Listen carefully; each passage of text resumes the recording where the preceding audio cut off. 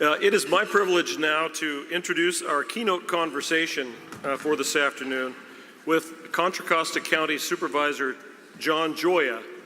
John is a recognized leader in Bay Area regional government and air quality and climate change issues. And he's going to have some help today. Facilitating our conversation with Supervisor Gioia is John Diaz, the editorial page editor for the San Francisco Chronicle. So please join me in welcoming Supervisor John Gioia and John Diaz.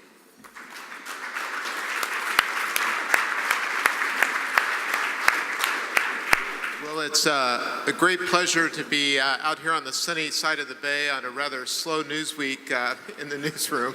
Just kidding. And to be with John Gioia, who has been before our editorial board a number of times talking about regional issues and certainly concerned about the Bay, climate change, development, transportation. We've really covered the gamut. So it's really an honor to be here. And I know John has some opening remarks, then we'll have some conversation, and we'll certainly set aside some time as well for questions from you. Please welcome John Gioia. Thank you, John. And it's great to be up here with someone who really represents the best about journalism. We need good reporters and good journalism more than ever now in our country. And John, thank you for your very thoughtful columns and editorials. I think, we look at them, we read them, and they make a difference.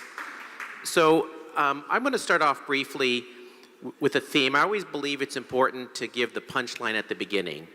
And so here's the punchline. In my nearly 30 years serving in local government and on many regional agencies, and then most recently on the California Air Resources Board, so I get to see the interplay between state, region, and local government. The Bay Area is not going to remain a vibrant place for work, for play, to live, with a healthy environment and a strong business environment unless we can have stronger coordination between these different levels of government and among the hundreds of regional agencies in the Bay Area. To me, that's the importance here, that we need stronger and better regional action here in the Bay Area. The good news is that there are, I think, the two positive trends that are happening here, I think bode well for our future. And that's one, we are trending toward more and better regional cooperation in our decision making. And we are continuing our region's history and legacy of leading the country in finding solutions to the pressing problems of our day, like climate change. I think both of those two trends are going to continue to make the Bay Area a thriving place. But we have a lot of work to do to continue to make that happen. I don't need to tell you that most of the significant issues we face in the region need a regional solution. And think about it, affordable housing crisis, sea level rise, air quality, water quality, transportation and traffic congestion. These are all things that can't be solved city by city. And it's no accident that where we've had the greatest success in solving these regional problems is when we've had effective regional coordination. And I'll just give two brief examples. Our air quality here in the Bay Area is dramatically better than it was several decades ago because after the passage of the Federal Clean Air Act and the hard work of the Bay Area Air Quality Management District, and I've served on that agency for a number of years now, the rules of that agency have improved air quality. You can't do that county by county or city by city.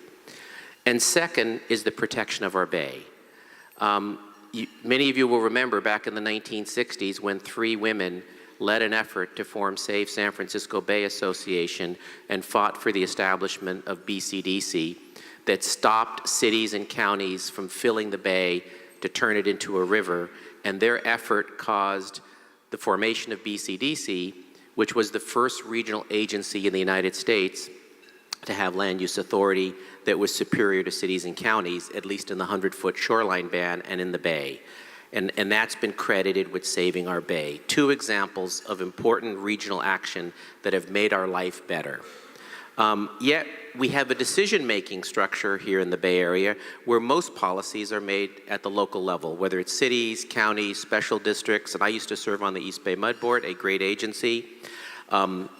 And each of these agencies' job, right, is to protect their interest, not the regional interest. And clearly, there are issues best solved on the local level, like how do you effectively police a community to prevent crime. But there are also issues better dealt with at the regional level, like affordable housing. How do we solve our housing crisis? So I think our challenge is how to solve our region's major issues under a decision-making structure, for the most part, that's not well suited to effectively deal with regional issues and problems. We operate in an environment where there's this tension between local control and regional action. But, and you heard about Measure AA. I'm the vice chair of the San Francisco Bay Restoration Authority. And when we made that decision to put AA on the ballot in June of last year, it was based on a lot of polling that showed that Bay Area residents will come together and support regional action where they see a benefit and where they know that if they don't act regionally, there will be negative consequences. So Measure AA got 70% of the vote here in the Bay Area. Now, the last panel, I need to correct something. At the last panel, there were 2 points made that I disagree with. One panelist said it's a big bite for taxpayers, and the other said $500 million is not enough to build a project. Well, it's $1 a month. $1 a month is the parcel tax. It raises $500 million, which is intended to leverage billions of dollars in federal and state funds. So I think $1 a month is a pretty good taxpayer investment to leverage billions of dollars that will help our Bay address sea level rise to some extent and improve quality of life here in the Bay Area. So, you know, we're going to need regional action to solve our affordable housing issue. And I want to address something that I hear so often. I think there's this notion that regional decision-making hurts business and kills our economy. But if you look at the economic data, it shows exactly the opposite.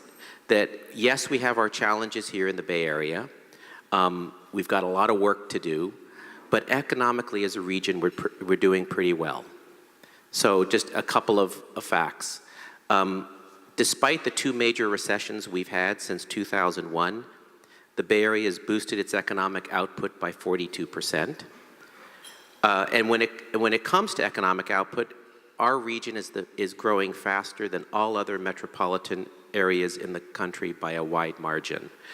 And our friends at East Bay EDA this morning just heard from an economist how the East Bay job growth was greater than expected and outpaced US job growth. And so we're doing pretty well. And of course, after some new numbers come in for 2016, we're going to see that California will surpass the United Kingdom in being the 5th largest economy in the world. So the last point I'll make is that we're also leading the way here in the Bay Area to develop solutions and technology to solving some of the most pressing problems our planet faces, and sea level rise and climate change being among them. Yes, that poses an additional challenge to those of us in the Bay Area, but I think our public in the Bay Area want us to exercise this leadership. They demand that we exercise that type of leadership. So yes, we live in transformational times. We live in an uncertain time, and it's uncertainty for government, for residents, for business. But I'm optimistic that we're going to be able to continue that leadership and that we're going to remain competitive as a metropolitan area in the world, and that it's going to take cooperation between all of you, the business community, but most importantly, it's going to take all of the agencies trying to get at least on the same page to move us forward. So those are my opening comments, and I'm looking forward to a conversation with all of you and, of course, with John. John, you rightly note that there is this tension when you start talking about regionalism, which thought leaders like yourself and Mark DeSaulnay, others have advocated. I've probably written more editorials than I can count calling for more regional approaches. But it tends to break down when you have a concrete plan. In fact, at the moment right now, there's something like 100 measures in the state legislature dealing with housing. Many of those basically are talking about reducing local control. How do you build that political consensus to make what a lot of people would agree is a great concept? Yeah, I think the tough thing we face is residents and voters like decisions often at the most local level of government, because those are the folks they see, that they talk with, and they don't trust some higher level. So we need to do a better job really talking publicly about the fact that life will only get better, our quality of life will only get better, and we will only be successful if we come together, can act regionally, which means taking an example, which is why I cited the BCDC example of where it's worked. I think when people see examples of how regional cooperation is successful, I think you start to build trust. You're right, housing's a perfect example. We're not going to solve the housing crisis in the Bay Area by measures in each city. It's going to have to be us coming together as a region. So I think the best we can do is point to the successful examples, which is why I hope, and I'm optimistic, that the work of the San Francisco Bay Restoration Authority will be successful in showing that, yes, the region coming together and funding a plan to address wetland restoration, marsh restoration, bay access, cleaner bay, is helpful for people and will make them support more regionalism. So it's showing tangible examples of where it's worked in their own community. You talked about BCDC as an example. I'm wondering, in terms of a more holistic approach to regionalism, are there best practices that we can see around the country? I sometimes hear Portland, Oregon cited as an example. What are your thoughts? There are, and I don't think there's any perfect one-size-fits-all type of metro government, but each region has grappled with it. Portland has an interesting concept, and I think we have to tailor something that works for us in the Bay Area. We have a history of regional agencies that are cooperating better than they have in the past.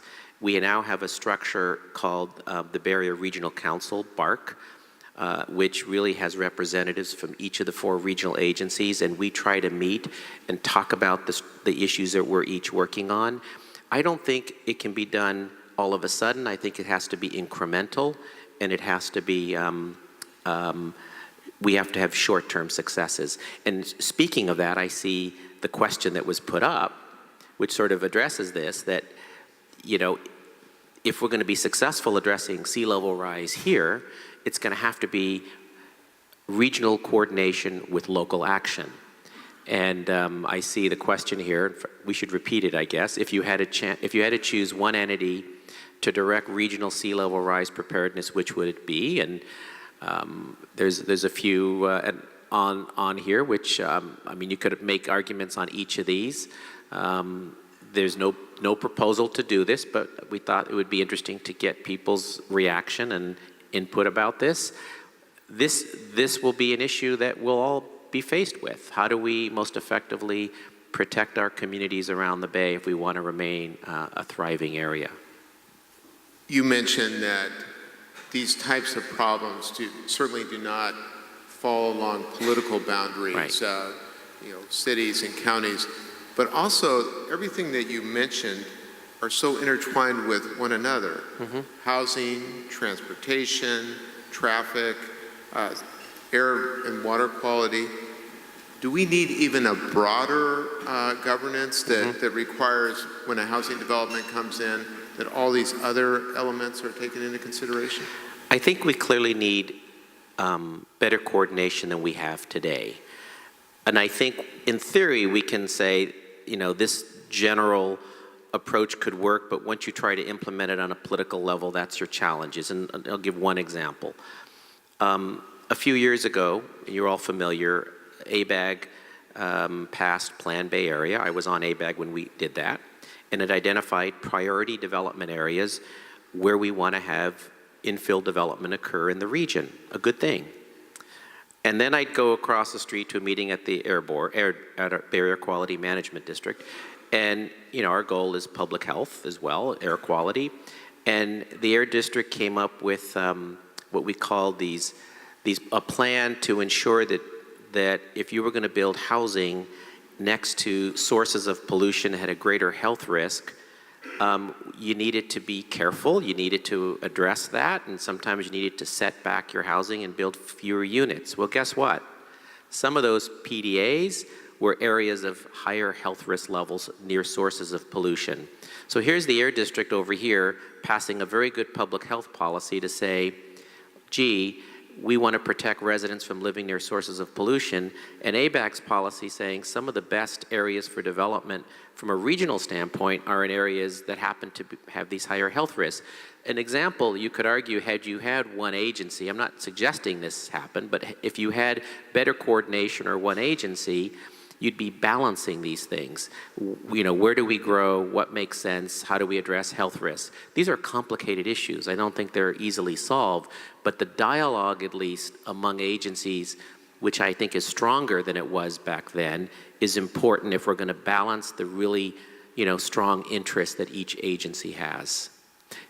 Can it strictly be done in incentives, or do we need some kind of mandates on cities? I'm thinking of things like SB 375, Yes. a very well-intended Yes. measure to make climate change be a factor in planning decisions, but it really had no teeth. Right. MTC certainly has the power of persuasion, but it can't tell all these Right. transportation agencies what to do. Does somebody Right. need to start dictating? I think it's always best to start with an incentive, and then if the incentives don't work, to start considering some of the regional, more mandatory requirements. I think, and SB 375 is a perfect example of that. There's some great plans out there, but we'll see yet, the jury's still out, whether they will get implemented. Surely the housing needs numbers aren't getting implemented by cities and counties, right? Raise your hands if you think that this region's building enough housing. Okay, there's the answer.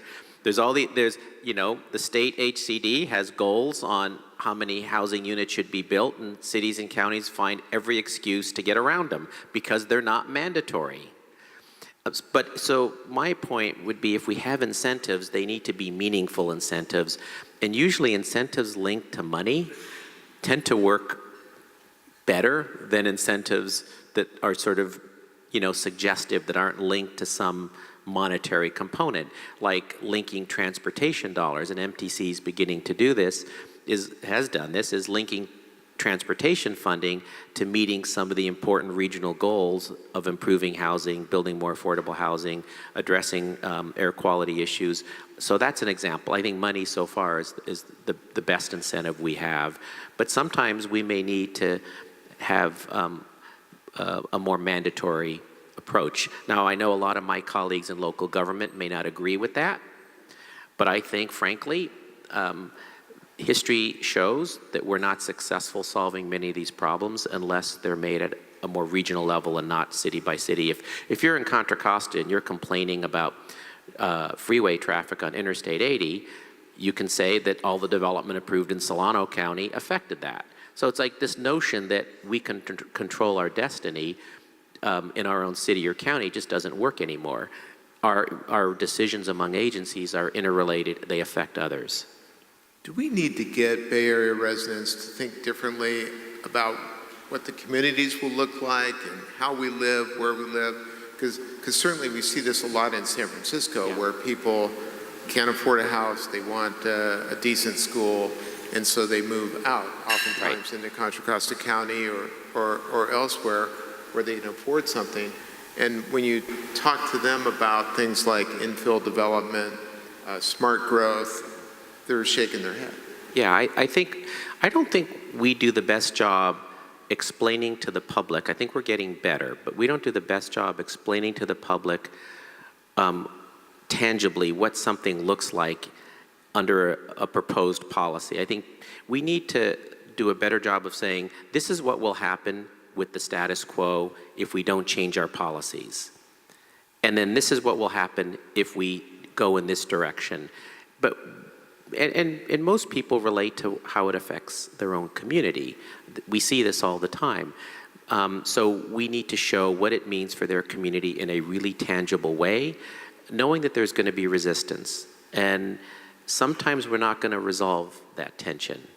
And all we can do is continue to point to the examples of where it's worked and and do a better job communicating this. And frankly, speak in language that the public who's not in the middle of these policy discussions understands. How many of you use acronyms and terms of art that only folks in your field understand? We do that often, and I think the public feels left out when we use those terms. We need to be better about communicating, and so I think if we do that, we'll be more successful. What does that governance structure look like, John? I mean, one of the things that all of us like is that there are elected officials we see in the grocery store, at the soccer games, and at community town halls.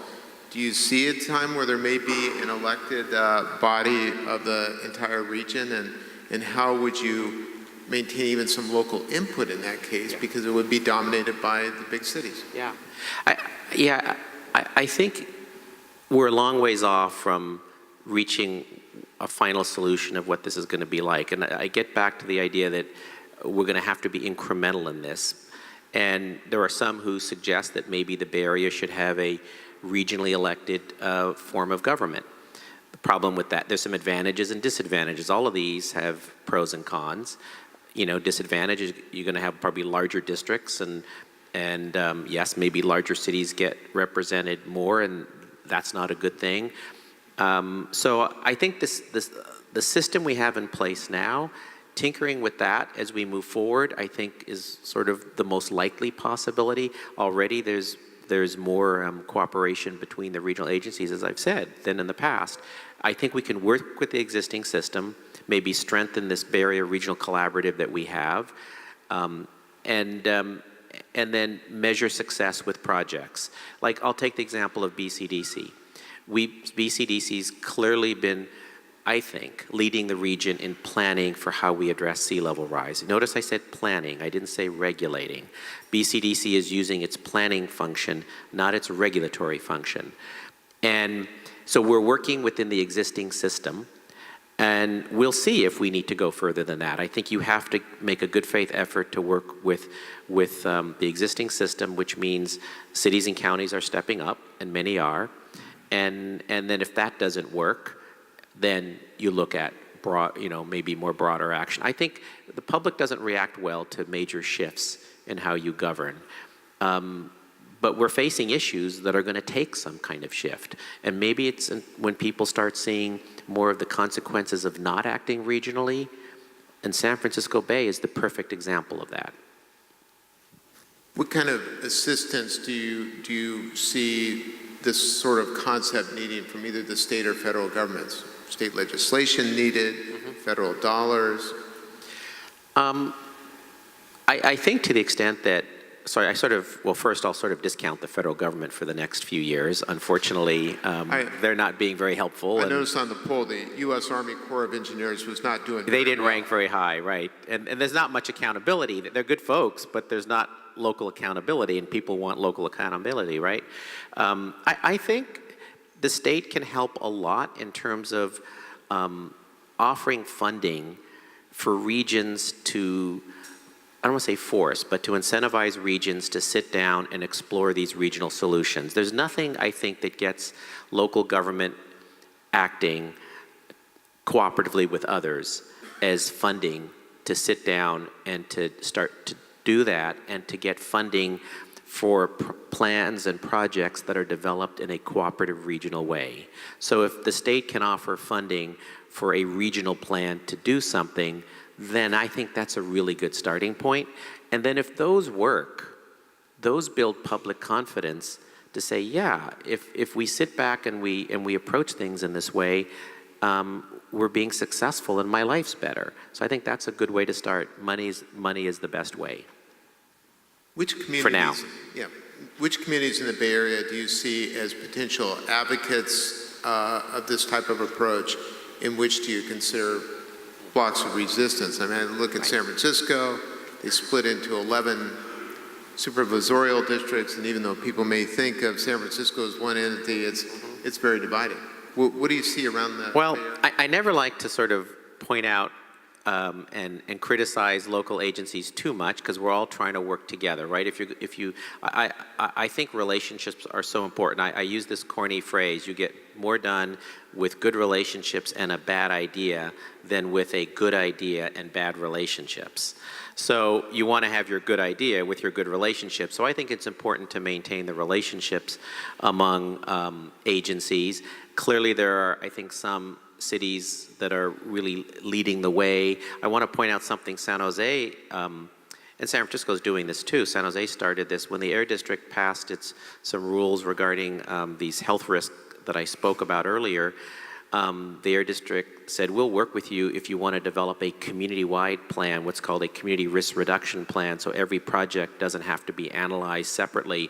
And San Jose and San Francisco have stepped forward on that. So, but there are suburban areas who are doing a good thing, doing good things as well in terms of getting together and doing what we call sub-regional planning. I think it is happening around the Bay Area.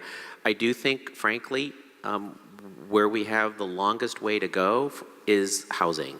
We talk a good game when it comes to affordable housing, but the track record is pretty poor. And I can't tell you how many times I've seen when I served on ABAG, cities explaining why they couldn't meet the numbers that were assigned to them.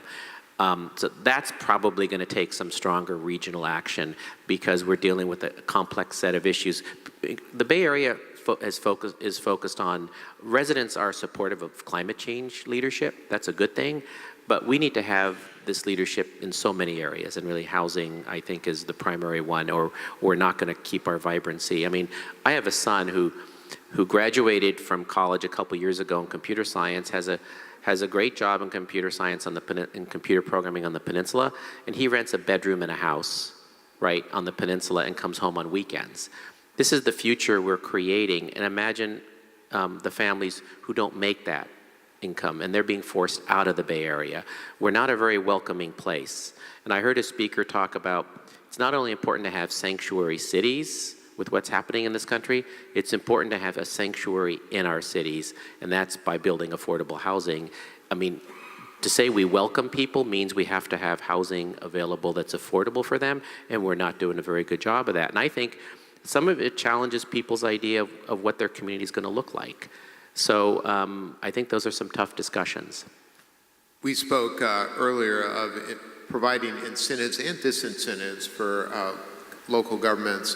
What about for developers? I mean, one of the things I hear from developers is the frustration as they try and pencil out projects.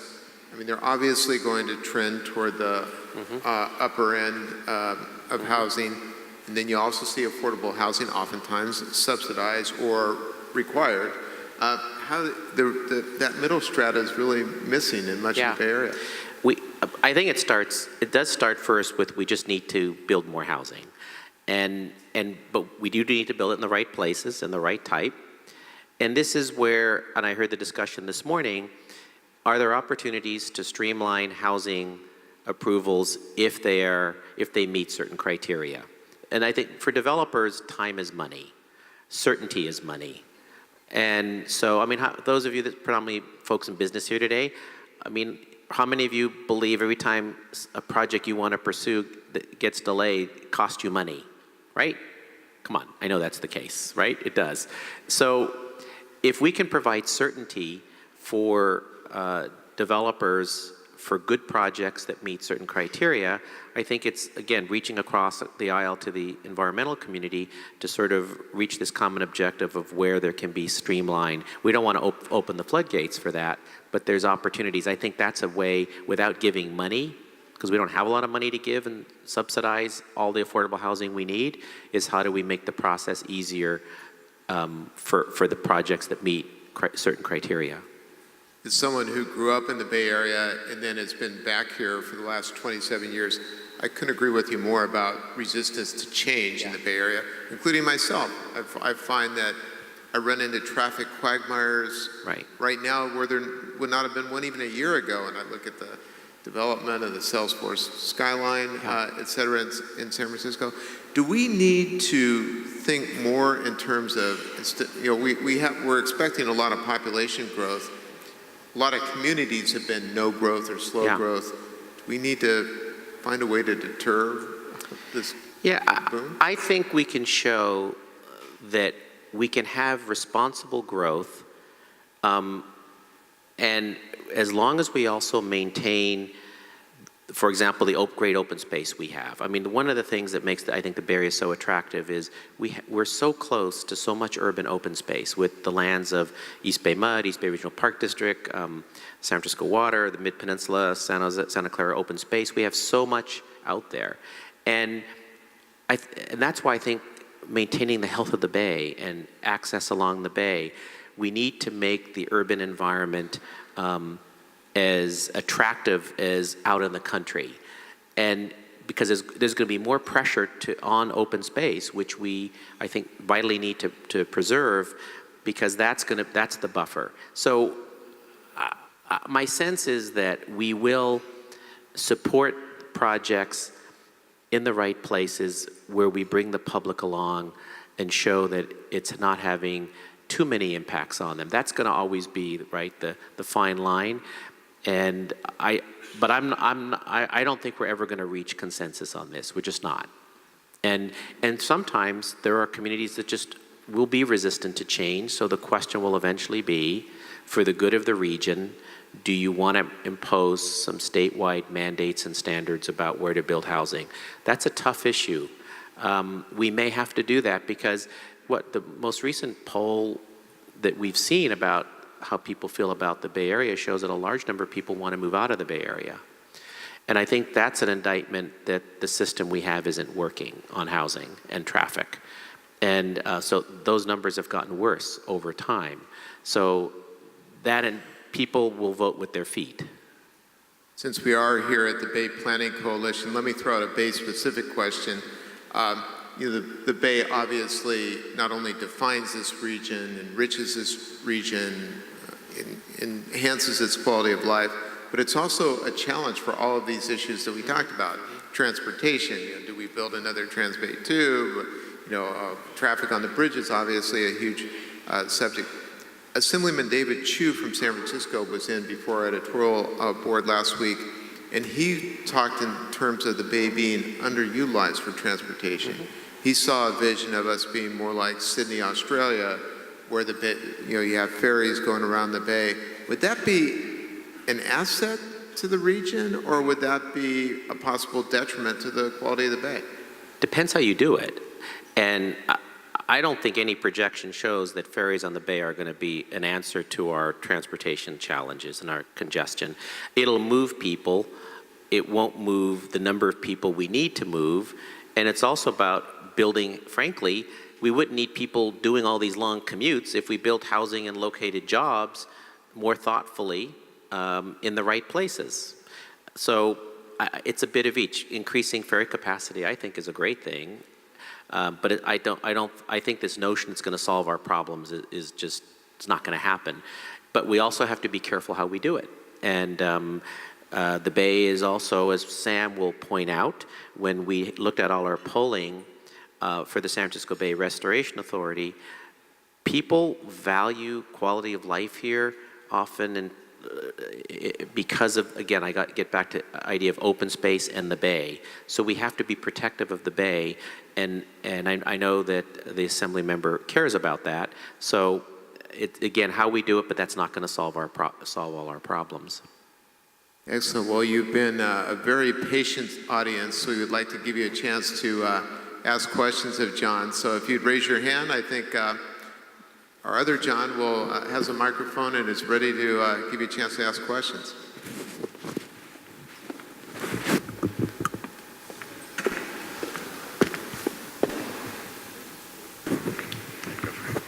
Hello, John, former colleague. Former colleague on East Bay Mud. Don't ask me a water question, Frank. I've been out of that a long time. Now I'm going to make it easier for you.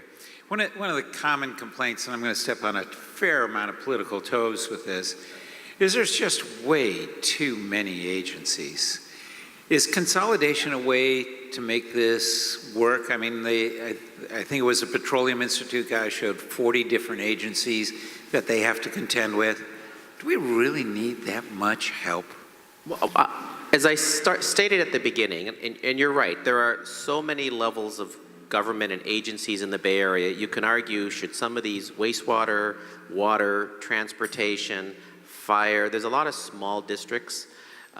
There's a lot of special districts out there that probably should be consolidated. I'm not going to be the one to advocate for it because I realize how people feel in their community about their local control.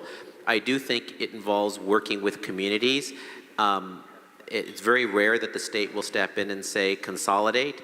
I think, Frank, that is a problem. And, you know, think back the agency that you serve on, East Bay Mud. You know, the history there was back in the 1920s, there were a bunch of little water districts in the East Bay. And the former governor of California, George Pardee Dam, right, it's named after him, got together and said, if the East Bay is going to thrive economically, we're going to have to figure out how to consolidate these small districts and form a water agency and get a supply of water and treat it and supply it. So East Bay Mud is a perfect example from the 1920s of consolidating some small districts or where no water agency existed. So that should happen in certain cases. It's really hard. And I think that's the problem. So we have to figure out how to operate in the environment we're in. We wish we could change that, but I think we're getting better at it. But there's a lot of work to do. And I don't have an answer other than it's hard to bring the public along on these things. What about like on transit? We've got AC Transit, we've got BART, we've got Caltrain, we've got Muni. Look how long it took to get Clipper Card, right? I mean, right, you would think that would be simple. It took a while, and that doesn't even involve consolidating transit agencies. You can imagine the challenge to do that. Yeah, we probably would be better off consolidating some transit agencies. But the fabric of the Bay Area is that doesn't exist. So unless the state orders it, and that's probably not going to happen, we need incentives to get folks to work together better. Next question. Yeah, Maybe someone has a solution out there. Please offer a solution on how we can do this better. Supervisor Gioia. Let's see. I was going to ask you a philosophical question. In order to overcome some of these institutional barriers, you often need a more compelling vision. Right. So if regionalism is the vision, what does it look like? See, I don't think the vision is regionalism. Regionalism is the way you maybe more effectively get to your vision. So the vision has to be, and we're all working on this in the Bay Area, right, and we have to do maybe a good job of depicting what this is a cleaner, healthier, more successful Bay Area where it's affordable to live, right? Where you can afford to live here, you have open space nearby, you don't have as much traffic congestion as you have today. That's the vision, right? There's a lot to that. And regional, rather than call it regionalism, I'll call it regional coordination or just working together better. And that takes many forms, and that's the best way to achieve the vision. And I think, you know, that's the sell that we have to make.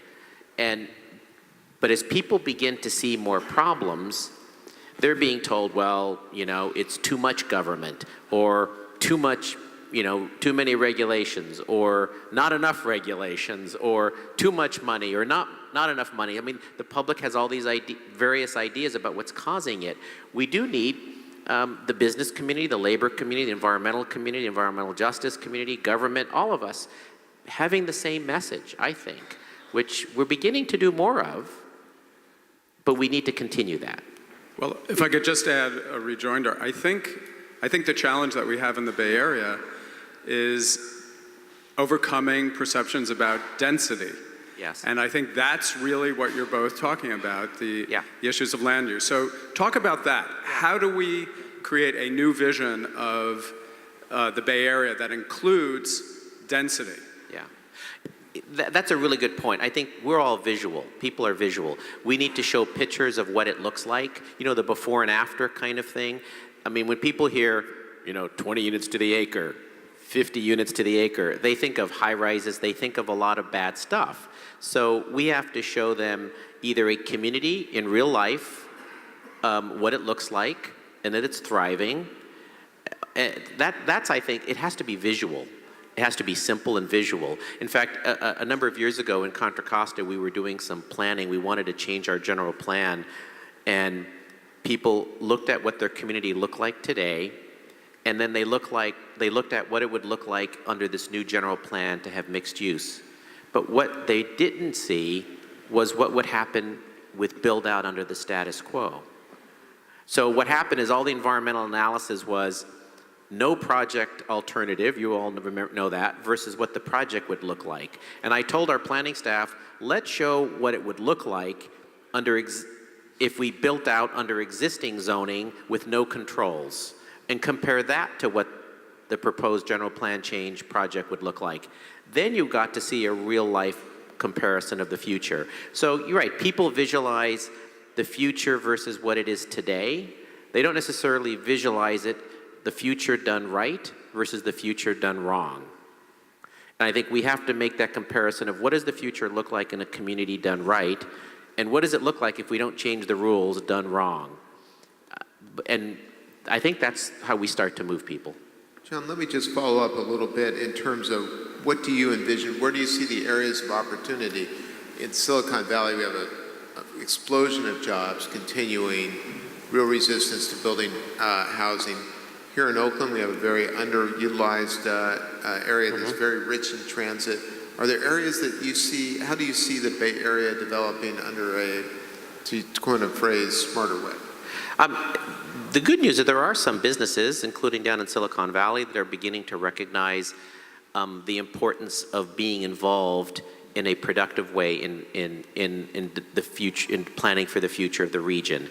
And some of the tech companies are beginning to build housing themselves, understanding that we haven't done a very good job in government to really have that happen. So they're building it because they're recognizing, and I think that's going to be an opportunity to the extent that the civically minded, smart businesses understand that they will be more successful here in attracting employees and thriving.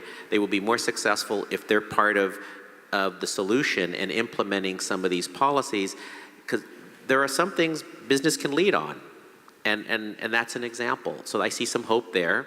I also see that, frankly, a lot of the activism and regional action on climate change. I mean, what we're doing here is truly leading the world, and I think that will help us, but ultimately it will still come back to accountability for the everyday issues people care about, which is low crime, less traffic, clean air, and so we're going to have to show all our things have that effect. Let's get another question. John, I'm going to ask you a question that was on the poll, and just that we showed earlier, just to see if you have a preference or not. If we were to look at climate change and sea level rise, should there be an agency that has ultimate authority for planning for climate change, sea level rise? I think the ones that were offered were BAAQMD, BCDC. Who came in first, BCDC, John? I think so. Right. Where's the result? Oh, tie between tied BCDC and a new agency. and Interesting. I don't think it's appropriate for John to lobby. Yeah, no. Well, he I'm not lobbying. No. So would you have a preference? Would I have a preference? So I'll say this. Being on BCDC for the last 19 years, I believe BCDC is playing a very important regional role under its planning function to bring together cities and counties, and they're coming on board to plan for sea level rise. And so that will play out, and I think that's a good way to go. I think there may come a time as we move forward and need to translate this planning into some action where there may need to be greater regional coordination. So I want to give an opportunity to have the current system work. If it doesn't, I do think there needs to be, what authority a regional agency has, I'm not sure yet, whether it's planning or regulatory, but I believe greater regional coordination more than today will be required. Which of those agencies, if I had to choose, so I'll do this, if I had to choose between the top two that people voted on, I'll answer it this way. It's better to try to utilize an existing agency than form a new regional agency, because I think we have enough regional agencies. So if you could have an existing agency take that on. So between those top two, I would tend to think BCDC would be better than forming a new one. And that's ironic, because the agency was formed in the 60s to prevent the Bay from getting smaller. Now it's focused on how to protect the Bay from getting bigger. So, and it's well placed, but we'll see. It's also, I suspect, going to be much more imperative if, as trends appear with this president, this Republican Congress, there's going to be some retreat in the next 4 years. And if I can offer, I think it's important to offer hope that even with everything that's going on in Washington, the work on these important issues is still going on here in the Bay Area and in California. And recently, I heard the environment minister I forgot which Canadian province speak at a conference, and he said, we were like you. We had a prime minister, he said, before that was not very open to looking at how we address climate change. He says, we kept the work going in the provinces. And now that we have a supportive prime minister, we're back on with more national leadership, he says, but the work continued in the provinces. And I think that's what's happening here. The work is continuing in California and in the region.